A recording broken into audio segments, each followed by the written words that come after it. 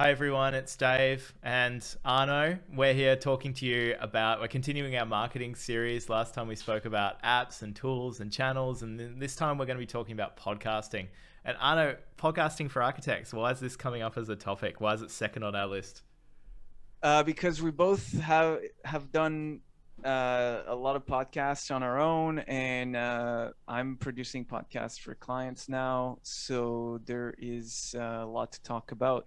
And I think also it's still an underutilized tool for marketing architecture businesses, even though outside of this field, everyone their dog has a podcast. Yeah, it's become like a meme that every single person started a podcast during lockdown, but I can't even count on one hand the number of, continuing consistent architecture related podcasts. There just really aren't that many. And there aren't that many individual studios that are setting them up or thinking about doing them. But that said, there are actually practices right now that are starting to think about creating their podcasts, and they've been reaching out to us for help. I have, I think, 3 clients at the moment that are at some stage of starting a podcast, and you've got a couple yourself. I've got one, yeah, but it's a Yeah. big production. I can't say more about it at this point. I mean, I can share the kind of Yeah. how it goes in the process, but I can't say more about the Yeah. podcast itself. But it's a big production, recording in a studio with a voice artist. Like it's a serious affair. Wow. So, Yeah. yeah. Okay. So mine aren't anything like that for sure. But there's different kind of levels of podcasting. But we'll get into that a little bit more. But maybe we should start off by talking maybe a little bit about why an architect might want to consider doing this as a marketing strategy.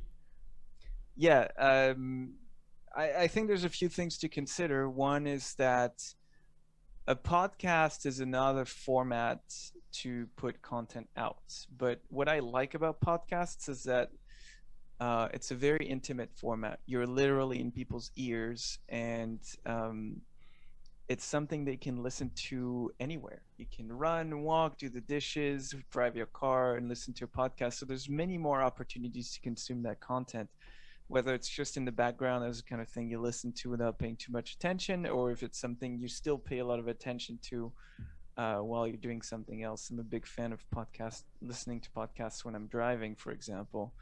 It makes driving so much more enjoyable, especially in traffic jams.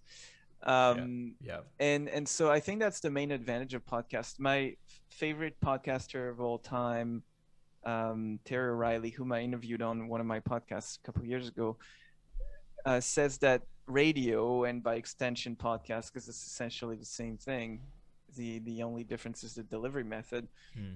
is the most intimate of mediums. And so there's really an opportunity to tell a story in a unique way, much different from what you'd get if you wrote something or if you even produced a video, because a video you have to be sitting in front of a screen to watch it, or any other format. So I think it's great for that, and it's also underutilized in the architecture industry. There's Yeah. not that many architecture podcasts, and like you said before, a lot of them come and go, Yeah. um, and they're not always necessarily that great either, or they're on very specific topics. So I think Hmm. for someone with a little bit of creativity and a moderate budget, you can really do something amazing. Yeah. And the other thing too is that you're not going to find your voice within the first 3 or even 10 episodes. It's going to take a while for someone who wants to do a podcast to find a voice. So I think the key component of podcasting is that if you plan on doing it, plan on doing it for at least a few years, so you kind of develop a voice and develop a format that works for you and maybe attracts clients and prospects and things like that, or even your Yeah. peers if you just want to tell cool stories. There's Yeah. nothing wrong with that. Yeah, absolutely. It's a very convenient, portable, intimate format for doing stuff. It can be really quick to make and really easy to make. It's Hmm. depending on how you approach it. Obviously, you can obviously put a lot more work into it if you choose to, but there are lots of very successful podcasts that don't take very much time to make at all. And if you're organized and say you have a show where you've got a guest or you're having a conversation, there isn't really much overhead in terms of managing that process aside from just sitting down and doing it, scheduling the Hmm. person, having a conversation, talking to them. And if you're doing it on your own or solo or just internally within your office, then it will probably be even easier. So I think it's a great, compared to other ways that you can get your expertise out there. It's great. One thing that I think, that intimacy point you made, that's also so true, is that, you know, I meet great architects all the time, and I meet them for the first time, and I just am struck by how interesting they are and passionate, and they've got some really cool ideas, and like these conversations, they always go in surprising directions and things like that. And that practice feels like they need to encapsulate all of that within a couple of sentences on their website. And it's just like, you're asking, like, that's not going to happen, right? You need something in, I feel like, in your marketing, some form of content that's going to be a window into how you think and what you do, or your values, right? And I think podcasting is such a direct sort of inlet or outlet, whichever one, straight into the way somebody's thinking, because you don't have those constraints, and it can be an hour-long conversation, and if people are interested, they can listen to it, or you could do a shorter conversation and people can listen to that too. So it's really, really great. Yeah. For that And as so well. to that point, what's interesting, I'm a huge fan of Joe Rogan's podcast, and I know that might piss some people off, but I don't care. And he's the master of the long form conversation that's completely painless to listen to. His interviews are usually 2 to 3 hours, and I always find myself listening through the entire thing and not even noticing how much time has passed. So the reason I'm saying that is because I think there's a tendency to think, oh, you have to keep it under an hour, maybe about half an hour, which is what I've always done for my own reasons. But you don't. If you really want to go into long form conversations and you have interesting things to say, this is the opportunity to do it. Because the thing is, if you're like, here's how I listen to a podcast. I'm going to find one that piques my interest. I'm going to start playing it, and then I might stop after half an hour. So even if it's a 3 hour interview, I can go back to it the next day when I'm doing my dishes, or when I'm driving, or when I'm going for my walk in the morning. So I don't have to consume it all in one shot. And so it's very easy for me to consume 1, 2, even 3 3-hour conversations in a week. Because I'm doing other things at the same time. So I would say, don't be afraid of doing long form conversations. For me, I prefer shorter formats between half an hour and an hour, because the things we talk about don't necessarily warrant 3-hour conversations. But if that's what you want to do, and like, I think that would be the perfect format for someone to help your clients get in your head and understand what you do, and whatever the case may be. But the sky's the limit in terms of creativity. So I think that's the right approach. So we mentioned earlier a couple of things, like ways to do it quick and dirty, or like high production value type of thing. Why don't you tell us a little bit about what's the quick and dirty way of putting a podcast together? I'm the quick and dirty way. So, and I started my podcast, the first several episodes were so quick and dirty. I didn't even have an intro or an outro. It just started the conversation. I didn't even bother to record a bit at the beginning going, here's the name of the podcast and here's who I am. It started off with some guest going, so I started my practice because blah, blah, blah. And it was just completely crap. No editing, nothing. Recorded on a dodgy microphone, all that sort of stuff. And I put out episode after episode that way. So you can get away with doing that, no problem. But to get to a point, because that's what I did too. Yeah, exactly. To get to a point that I think you want to be kind of happy with, you don't need to spend a lot of money on things like microphones and stuff like that. You could most people start off with one of those Blue Yeti microphones, and that works just fine. You don't need to record video. You are creating a podcast, so don't worry about video. You don't need a good camera. In terms of the software and stuff you use, it's all free. Zencaster, assuming that you're going to be doing your recording over the internet. And actually, that's a bit of a different conversation about whether or not you should approach it that way. I've got clients starting podcasts at the moment that are pretty adamant that they want to do it in their studio.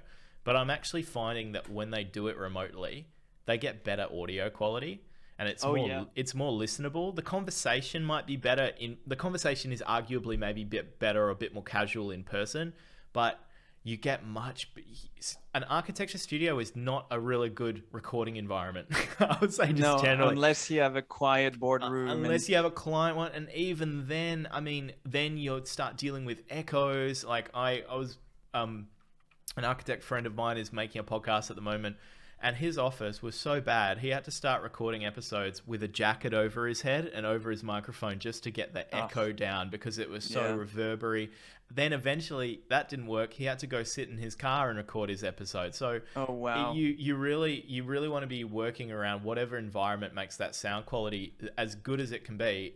Being good with sound quality doesn't. That's why I have felt on the walls. Exactly, because it makes such a difference. It's I think listenability allows you to have that longer conversation. It doesn't cost you money. You don't need great equipment, but you need to just be mindful that I can't be in an echoey room with lots of background noise and lots of distraction and the kettle going off and the dog barking. That works for Zoom calls, but people will find that really quite irritating to listen to generally on a podcast. So I'd say quiet environment is important, even if that means you can't actually be sitting face to face with somebody. But if you are going to record online, Zencaster's for free. I'd rather do that than Zoom. So it creates separate audio on each end. So if you there's can do that with Zoom, by the way. You can do that with Zoom. Okay. Yeah, so you can record each channel on each person on separate channel. Interesting. Okay, I didn't That's realize how I you do all my remote interviews.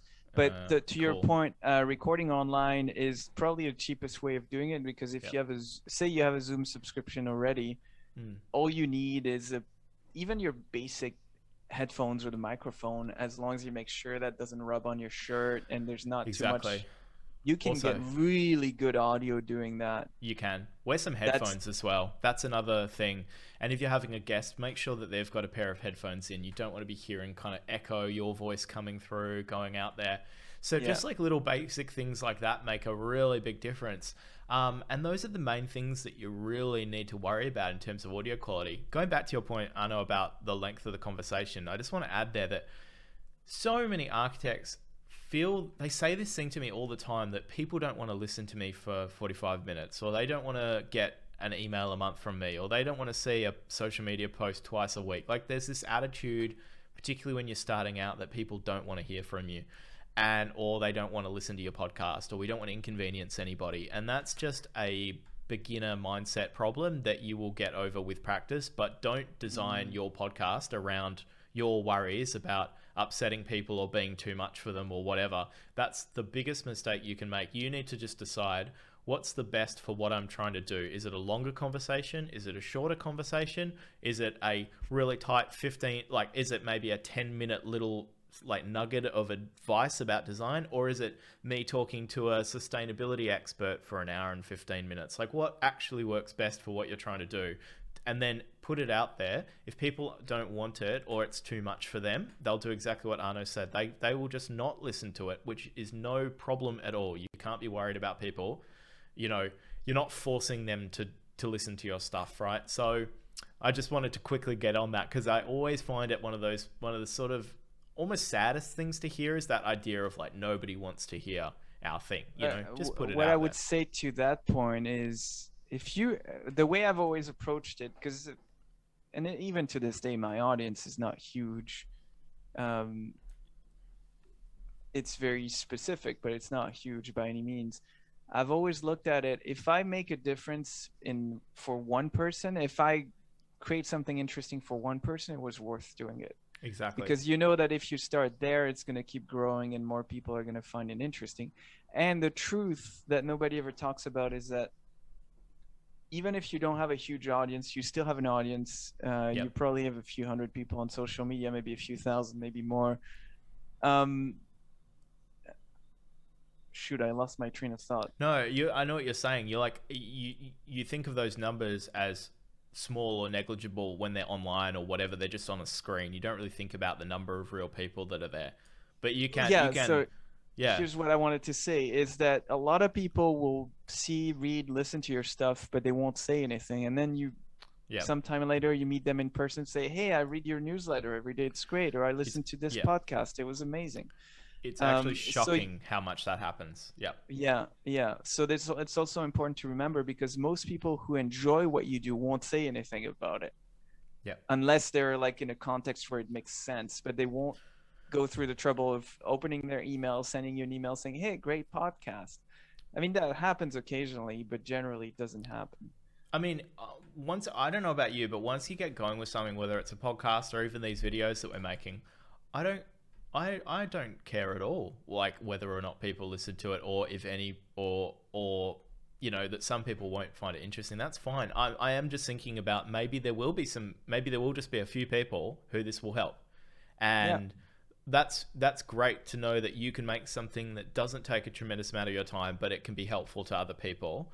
I like that. That should be for me like the enjoyable part of doing it, and that should be what motivates you. And then you're trying to be creative and going, what other ways could I come up with within my skills or my knowledge that could be helpful to other people?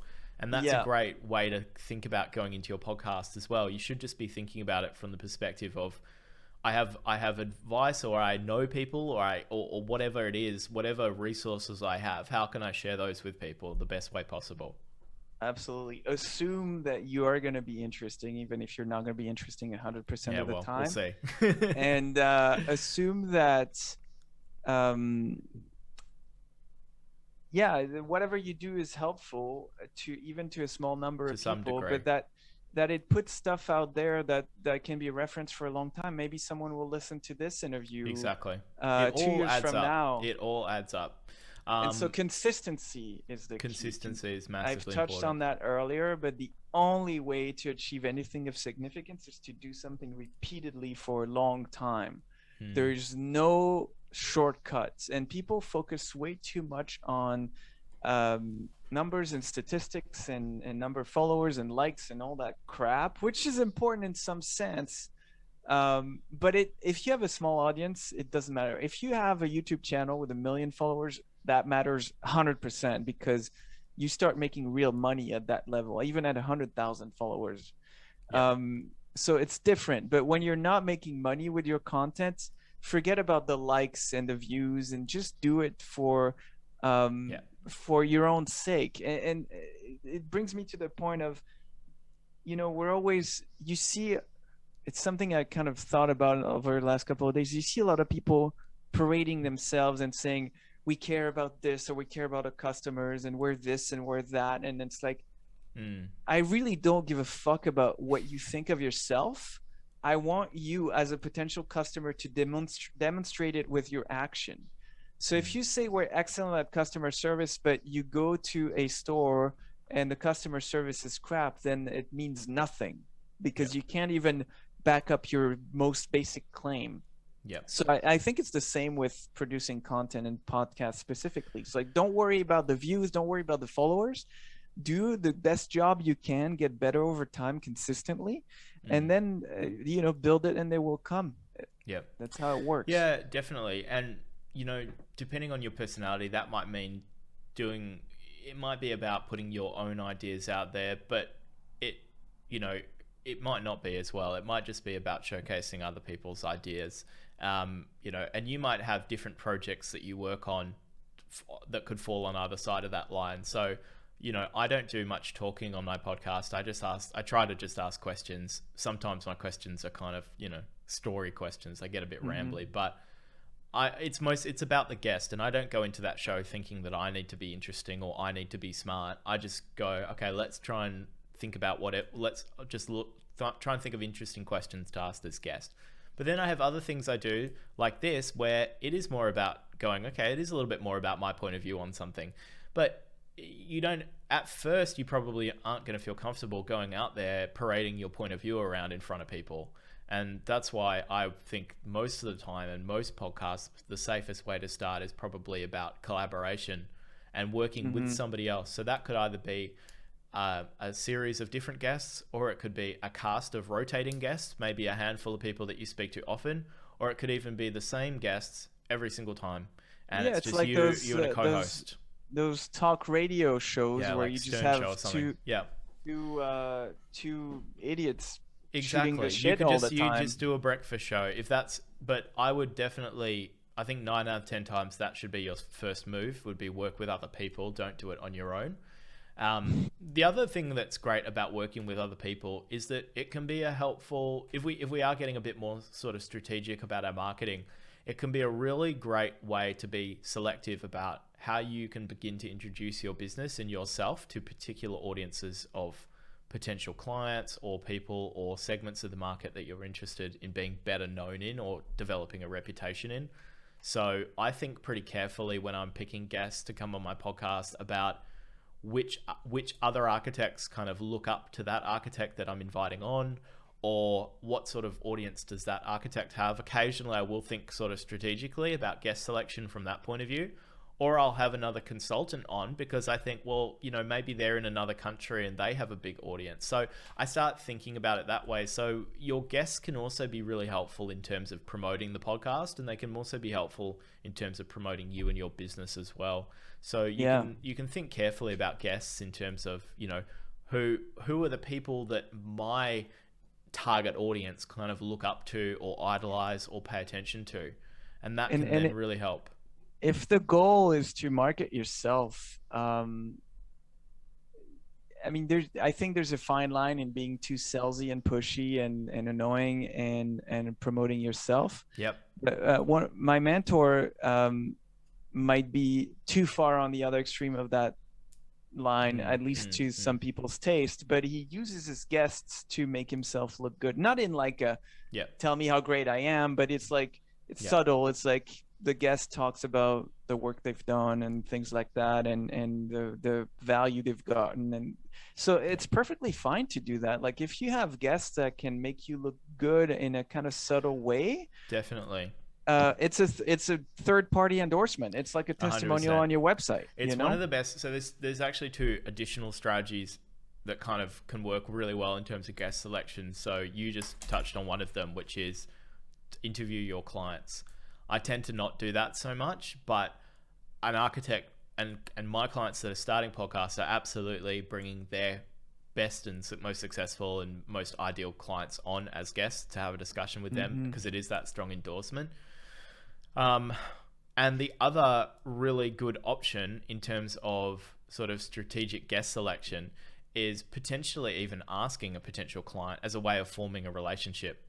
So that's what I was going to say. Yeah, some guests have become clients for exactly. Me, so me too. So some of my first consulting clients came from a podcast discussion where immediately, you know, we turn the microphone off, we finish, and then they go, hey, can we actually organize a meeting next week? Because we want to talk about this, this, and this.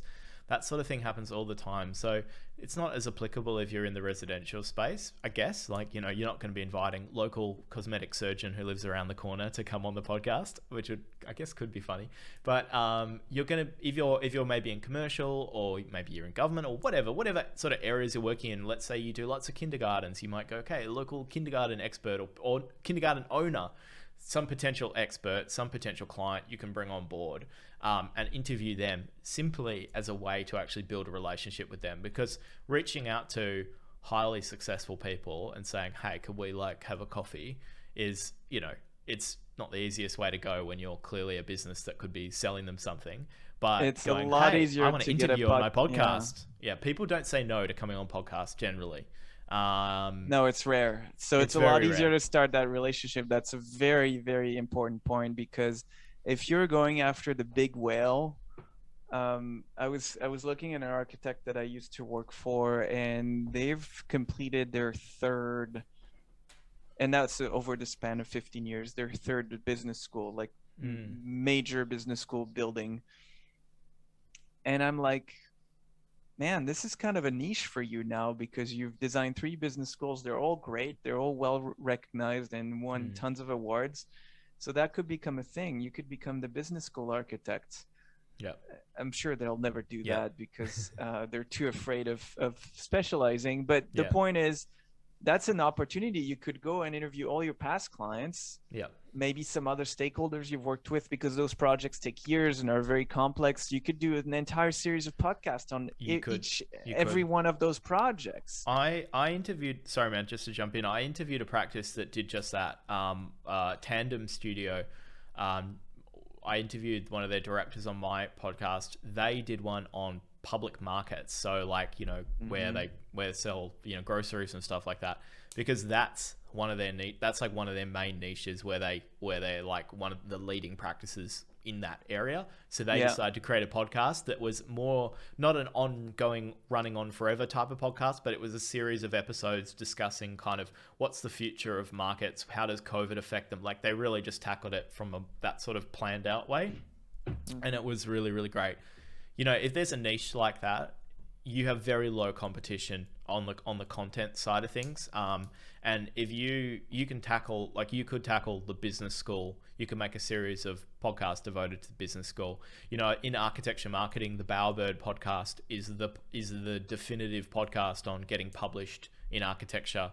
That's a 2-season, you know, I think in total. Yeah, but they haven't put episodes out anything in like 2 years, right? Yeah, but it doesn't matter. Like the thing is, you know, that content is there. I think they're going to keep making a series, right? They keep updating it in the future, but like that is now the definitive podcast series on that topic. Nope, unless somebody else, you know, springs up and makes another one. But you can carve out like a little bit of space and actually make a series, and you don't even need to have like, this is a ongoing series thing. We're not the Joe Rogan experience, but we are just going to make something self-contained. But can I just add to that something you touched on earlier, Arnaud, I think one of the biggest mistakes in approach that architects tend to make is that we love a project. We love to do things carefully and in stages. And what that translates to when it comes to podcasting is we tend to think that we need to work on like 5, 6, 7, 8, 9, 10 episodes in the front end, get them all perfect before we can release anything. No. And there tends to be a lot of over planning and underdoing in terms of actually putting out content. And it's just a natural mistake that I think a lot of us make. But that's why you do see a lot of podcasts that drop as like a series of however many episodes, then they're never seen from again, because it's just too much work, overdone, perfectionism run wild. What I would do, I mean, you've got some comments on that for sure, but I'd just say really quickly, just release episodes one at a time, come up with a cadence, whether it's monthly. I think monthly is probably it's enough that you're not losing your audience. At the very worst, you could go maybe every 6 to 8 weeks, but do it as a routine, ongoing thing. I don't think you should look at getting, 15 episodes prepared before you feel comfortable launching. No, I think you should have 2 or 3 and then a number of others at various buffer. Stages. You need a bit of a buffer. Yeah. But frankly, there's times where I've run out of episodes and I had to scramble to record something. Me too. But it's never been so much of an issue that I had a gap for 6 months or something. If you're doing quick and dirty, you have to record it. I would recommend having someone do very basic editing. Yep. I have a guy who does it for like $50-$60 or something, and it's very basic, but it's still very clean because he's a professional audio engineer, so he knows what he's doing. And that's not very expensive. Editing yourself is possible, but if you don't know what you're doing, it's a bit challenging. Even though I've been doing editing for a couple of years, I still struggle and everything takes forever. Yep. But let's move into the like high production value kind of podcast, because I want to talk about that. I think a challenge that people have that want to do really nice, well-produced podcasts is wanting it to be too perfect. And there's a point where done is better than perfect, as my mentor James Victory says. You got to ship it, and it's never going to be perfect. You're going to miss an intonation here, a comma there, and I think that's okay. And I would say, doing it, trying to get it perfect, unless you have a multi-million-dollar budget and you can afford a whole editing team and like a professional engineer to record everything in a studio, don't bother. It's just a waste of time. I think if you get it just good enough, it's not very expensive to rent a studio with a professional audio engineer who will do the recording on the proper equipment and do the editing quickly and efficiently. That will cost you a few $100s per episode, which is a significant amount of money, but for the larger firms, it's a drop in the bucket. Yeah. So I would say that's okay to do, but then get to the point where it's good enough and then get better over time instead of trying to get it perfect. And I've seen people get paralyzed because they're terrified of like, oh, is this going to be any good? Yeah. And I'm like, your content is amazing because we're already starting with great content. Don't worry too much about the execution because you'll get better over time. We'll get it to like 90%. We'll get it really good. And then we'll get it close to perfect over time instead of trying to like do it perfect the first time, because it's never going to happen anyway. I mean, perfection is so subjective when it comes to this stuff anyway. I don't know what a perfect podcast even is. I mean, there are obviously some, like, you know, you think about those kind of 99 Invisible, like sort of highly produced, kind of really like very, very on point podcasts. But like, why would you be trying to create something like that? Just most podcasts are not at that level. But they have writing staffs, they have research staff, they exactly, have technical and they're resourced. staff. Exactly, you're working. Those are like the Hollywood of podcasting. But I think sometimes because like we listen to those, we think like we should be comparing our work to theirs, which is crazy. But you know, realistically, I think you can spend as much time and money as you want on your podcast. When it first comes out, you're just not going to have people listening to it. Like, let's just be frank about that. You probably get like under 100 listeners very consistently your first like 5 episodes or even further. Even if you already have some existing way to distribute your podcast, even that's an email list, even if that's a social media audience, do not expect to get more than 100 listeners to your first few episodes. So yeah, even you'll be lucky, lucky, you know, even a few dozen, right? So what the hell, like, are you spending your money and your time on when you're just not going to have reach to an audience yet? Like, build it up. You can get 70 to 80% of the quality of those Hollywood type podcasts with a fraction of the budget. Yeah. Because to get to that 100% level, you'll have to spend an exponential amount of money. Whereas if you just spend, you know, a few $100s, spend some time thinking about what you want to talk about. Maybe you have a basic script or that someone can write for you, or you can write, and then go from there. And then you'll learn to get better, and you'll learn to write faster, and you'll learn to write for radio. But you're not going to get this on the first podcast. So I can't insist enough on like done is better than perfect. Just do it, ship it, and improve it over time. It ties back into that consistency idea too. It's like you're going to get better if you do that for 2 years.